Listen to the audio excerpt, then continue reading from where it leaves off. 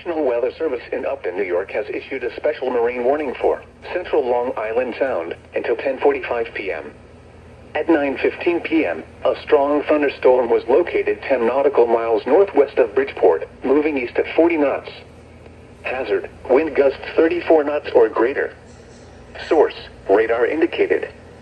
Impact, small craft could be damaged in briefly higher winds and suddenly higher waves.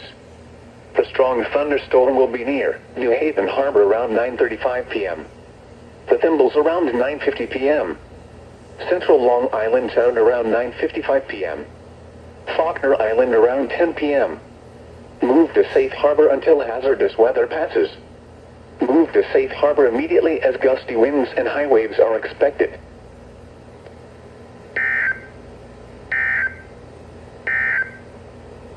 Flood advisory in effect until 11.